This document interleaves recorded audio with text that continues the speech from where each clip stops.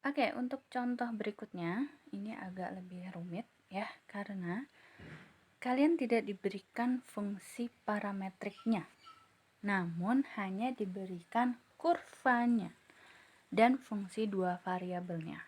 Jadi kalian diminta untuk menentukan luas yang terjadi yang dibatasi oleh fungsi dua variabel x tambah y kuadrat dan kurva C. Kurva C-nya digambarkan seperti ini. Kurvanya berbentuk siklus, tidak seperti tadi ya. Tadi hanya dari ini hanya dari sini sampai sini. Jadi dia lintasannya terbuka. Nah, kalau untuk contoh yang berikutnya itu lintasannya tertutup. Jadi dimulai dari sini, dari 2,0 ke 0,2, kemudian bergerak lagi ke 0,0, kemudian lintasan berikutnya adalah menuju dia lagi. Jadi kalau misalkan kita mau namakan ini misalkan C1, ini C2, ini C3. Maka menghitung luasnya itu kita menggunakan integral. Nah, integralnya kita namakan integral tertutup ya, atau loop. Dari si fungsi dua variabel ini tentu saja dikalikan dengan ds. Nah, integral tertutup ini terdiri dari 3 daerah. Berarti kita harus mencari satu persatu. Di kurva C1, oke. Begitu juga kurva C2 dan kurva C3.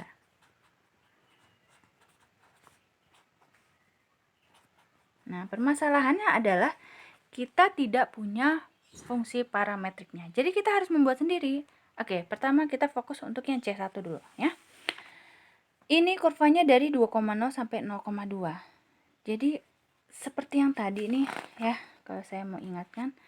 Jadi ini dari 1,0 sampai 0,1. Parametriknya adalah X sama dengan cos T dan Y sama dengan sin T. Kita pakai saja. Tetapi karena ini adalah X-nya 2, berarti kita punya X sama dengan 2 cos T Y dan Y 2 sin T. Nah, untuk kurva C1 itulah fungsi parametriknya. Dengan T-nya itu adalah 0 sampai V per 2. Ini untuk yang C1. Bagaimana dengan C2? C2 kita lihat. Dia dari titik 0,2 ini nih ya, sampai ke 0,0. Kita tahu bahwa sepanjang sumbu Y nilai X adalah berupa 0. Berarti berapapun Y-nya, X-nya pasti 0. Nah, masalahnya adalah Y-nya. Kita lihat. Y-nya itu dimulai dari 2. Berarti 2. Dan semakin lama, semakin bertambah nilai T-nya, berarti dia akan berkurang nih nilai Y-nya. Berarti dipengaruhi oleh si T. Seperti itu. Dengan T-nya apa? T-nya adalah 0 sampai 2. Nah, itu untuk fungsi parametrik yang C2. Ini C2 ya. Nah, C3-nya gimana? C3-nya ini lintasannya. Lihat baik-baik. Dari 0,0 sampai 2,0. Berarti seperti yang tadi, di sepanjang sumbu X, nilai Y adalah 0. Lihat. Dari tadinya di sini sampai ke sini. Berarti nilai X akan bertambah seiring dengan pertambahan nilai si T. Berarti X-nya adalah T-nya. Oke. Dengan 0-nya adalah T 0 sampai 2. Nah, kita sudah punya masing-masing fungsi parametrik. Tinggal kita masukkan ke sini. Dan kita punya tadi rumusnya. Ya, yang ini rumusnya. Nih ya. Nah, kalian proses. Kalau sudah dapat, hasil akhirnya adalah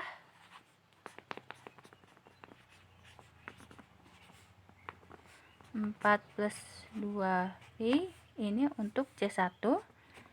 8/3 untuk C2 nya dan 2. Oke, kalau mau sederhanakan 4 tambah 2 6, 6 tambah 8 per 3, 6 itu 18 per 3 ya, 18 per 3 tambah 8, 26 per 3 ditambah 2 pi. Seperti itu.